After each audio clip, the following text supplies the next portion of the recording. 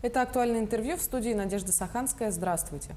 Врачи Центра экстренной медицинской помощи осваивают новые методы лечения своих пациентов. В прошлом году была проведена первая операция по стентированию сосудов головного мозга при аневризме.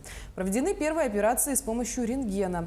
Об этом и многом другом мы поговорим сегодня с гостем студии Дыгыном Поповым, руководителем Центра лучевой диагностики Центра экстренной медицинской помощи. Дыгын Александрович, здравствуйте. Здравствуйте. Первая малоинвазивная операция по лечению аневризмы сосудов головного мозга была в декабре прошлого года. Что это за операция и насколько она сложная? Малоинвазивная операция сосудов головного мозга, то есть при аневризмах, да? Она как бы у нас проводится как бы давно. В прошлом году была введена новый метод при множественных аневризмах. Да, единичные аневризмы у нас практикуются, то есть делается ВРБ номер 2, ВРБ номер 1. Но в прошлом году впервые внедрили метод именно при сложных аневризмах, то есть это получается больше аневризм за один раз. Малоинвазивный метод – это эндоваскулярный метод, то есть под контролем рентгена, под скопией делается, и заходим в сосуд, через полость сосуда ставим поток направляющие стенты, поток перенаправляющие стенты. При этом стент устанавливается и закрывает сразу 2 или 3 аневризмы. Одномоментно получается. И после установки стента, то есть поток перенаправляющего стента, в аневризмах теряется поток, то есть напряжение. И таким образом она начинает тромбироваться, и можем еще туда закинуть дополнительные спиральки, чтобы она хорошенько затрамбовалась и чтобы в последующем осложнений не было, то есть геморрагического инсульта. А вот что такое аневризма как явление? Вот вы говорите, что их бывает сразу несколько. Почему возникает такое заболевание? Аневризма сама по себе – это выпячивание стенки артерий, в частности, скажем, то есть церебральных артерий, да, речь идет. Это слабость стенок, во-первых, слабость стенок, и там, где давление больше, там идет выпячивание, слабость, истончение стенок. И по ходу истончения стенок возникает типа грыжи, вот такое выпячивание, и она в последующем, если даже у человека какие-нибудь факторы осложняющие, это, например, артериальная гипертония, та же, да, давление высокое, и это служит одним из грозных таких проявлений, как инсульт. Вот. Слабость стенок артерий, это может быть наследственно. Еще много зависит из теории о том, что больше склоняемся к дегенеративному процессу, то есть старению. Люди больше в 60 лет, это получается пик вот такой выявляемости аневризм. И дальше еще есть наследственные. Наследственные – это генетические, то есть это слабость в соединительно-тканной свойства человека, да, то есть эластичность, получается, нарушается эластичность сосудов, истончается. А какие риски помимо инсульта есть вот при возникновении аневризмы? Аневризма сама по себе, она дает не только, в первую очередь, конечно, идет геморрагический инсульт. Это инсульт, это разрыв аневризм, это самое грозное осложнение аневризмы. А помимо этого, аневризмы иногда могут не лопаться, то есть не разрываться, а находиться в течение в жизни человека и могут дать другие, более-менее, можно сказать, то есть сохранные, то есть все равно приводят к дискомфорту. Даже, например, в супракондойном сегменте артерии сидит большая аневризма, которая может просто физически сдавить зрительный нерв. У человека происходит потеря зрения, либо какие-то функциональные отделы головного мозга, где возникают, и оттуда уже возникают соответствующие на этом уровне какие-нибудь нарушения. А правда ли, что бывает так, человек живет с аневризмой и не знает, что она у него есть, и проявляется это в самый неподходящий момент? Да, совершенно верно. То, что большинство людей не обращают на это внимания. То есть это как минозамедленное действие, она есть, вроде какие-то симптомы может давать, а может вообще не давать. Человек обычно на это не обращает внимания. И после того, как это совершилось, мы уже впоследствии узнаем, что у человека, оказывается, была аневризма. Но жить с этим заболеванием можно? Можно, но это идет уже показания, надо наблюдаться. наблюдаться. И основным методом, на мой взгляд, вот в настоящее время является это МРТ. МРТ – это абсолютно безвредное. И там можно посмотреть артерии головного мозга без контрастирования, то есть без внутривенного вливания контрастного вещества, а именно по скорости потока вылавливает артерии головного мозга, поток крови, и можно визуализировать, как скрининг получается. Становится более-менее понятно. Даган Александрович, давайте поговорим с вами о других малоинвазивных операциях. Как они проводятся и вот по сравнению с другими методами, насколько они эффективны? Малоинвазивный метод, это метод эндоваскулярного вмешательства, когда мы заходим, все операции проделываются через одно отверстие, получается, либо на бедренные артерии, либо через лучевой доступ. Да, это очень считается малотравматичным методом. Например, в том же церебральных проявлениях аневризм, например, не надо открытым способом лезть, то есть открывать черепную коробку, то есть и заходить туда, то есть трогать мозг, и, возможно, какие-нибудь осложнения интероперационные возможны в таких случаях. А вот именно эндоваскулярный, мини-инвазивный метод, он проходит только через сосуды. Из-за этого разрезы на человеке только вот в одном месте получается. И от этого и осложнений последующих меньше в разы. Получается, вот учитывая специфику такого рода операции, все это проводится под контролем рентгенаппарата? Да, исключительно это проводится под контролем, под рентгеном. Пользуются инструменты, которые рентген восприимчивые, получается, и с использованием контрастного вещества, то есть содержащего контрастного вещества, который просвет сосуда заполняет, и на этом фоне все эти патологии выявляются.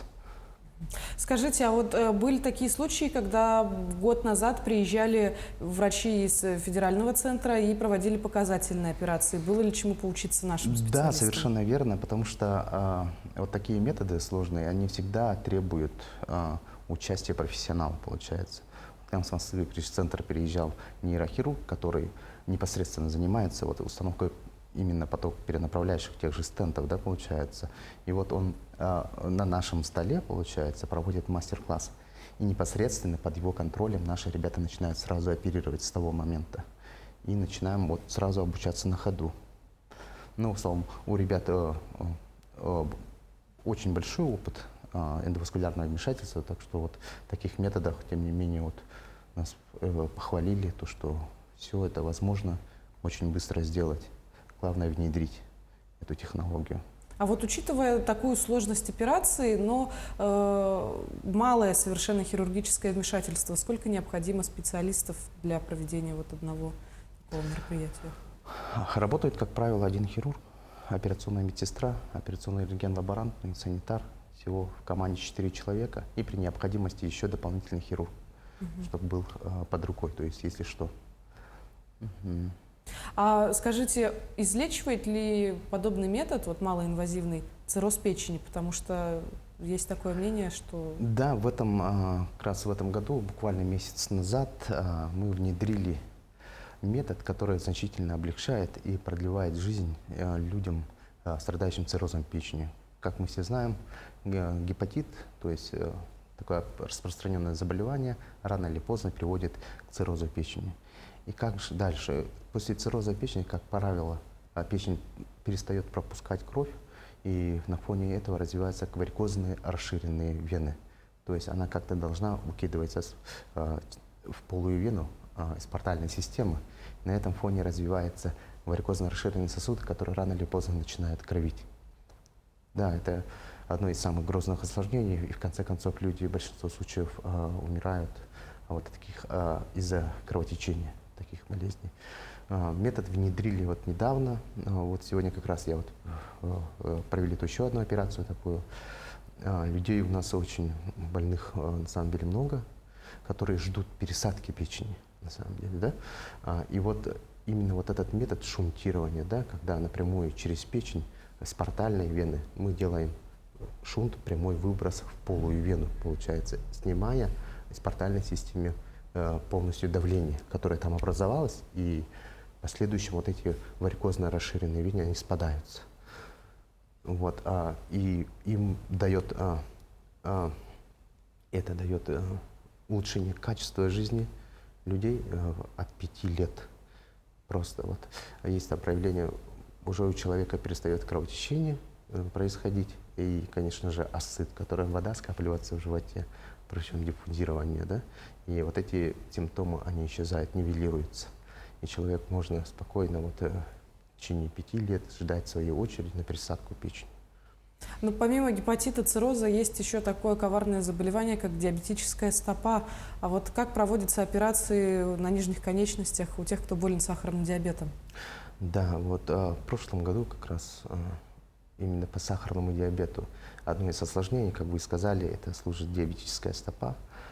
После того, как развивается вот этот сахарный диабет с нарушением обмена всего, подвергается в значительной степени это периферические сосуды глубокие, это артерии, где образуются уже кальцинаты и в конце концов обтурация и после атрофические язвы, которые ведут к ампутации конечности.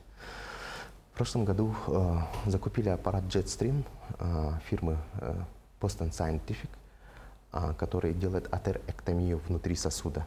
То есть также через бедренные сосуды входим в окклюзированный, то есть суженный бедренную артерию, и то есть не только бедренную, но и большевирцовые артерии, заходим туда и механическим путем скапливаем оттуда вот эти кальцинированные, как камни, вот эти бляшки атеросклеротические, путем вот этого улучшая значительно трофику всей нижней конечности и в последующем сохранение, то есть конечности человека, страдающего сахарным диабетом. Вот. Получается, таким... Да, это значительно тоже увеличивает, улучшает качество жизни людей, которые страдают сахарным диабетом, путем того, что улучшение питания дистальных артерий конечностей. Это понятно. Скажите, а какие есть еще перспективы у вашего центра? Чему готовы учиться специалисты? Какие Вот методы? помимо вот этих 3 методов, которые мы внедрили за эти полгода, получается, мы еще планируем заниматься венами нижних конечностей. То, что тоже все знают, есть такая болезнь, варикозно расширенные вены нижних конечностей, когда ноги начинают болеть и отекать, и довольно часто люди страдают этим заболеванием. И мы тоже хотим внедрить метод очистки вот этих внутренних глубоких вен нижних конечностей. И также вен тазов, малого таза, получается, подвздошных, общих подвздошных, внутренних подвздошных вен, которые часто подвержены тромбированию. Вот сейчас идет, соответственно, обучение, тоже внедряются методы, это работает целая команда, не только хирург под контролем рентгена, там участвует сосудистый хирург в подборке пациентов, участвует рентгенолог, который выполняет 7 КТ-венографию. При сахарном диабете также делают сначала ангиографию, КТ, с помощью КТ и оценивается поражение, например, сосудов, да? И в дальнейшем уже идет показания к операции, вот какого масштаба будет операция, и в дальнейшем уже привлекается рентген-хирург непосредственно. Получается, это такая большая командная работа. Ну что ж, стало все более-менее понятно. Благодарю вас, Дагын Александрович, за беседу. Очень хочется пожелать сотрудникам Центра лучевой диагностики только лишь профессиональных успехов. Спасибо большое. Я напомню, вы смотрели программу «Актуальное интервью». Берегите себя и до встречи в эфире.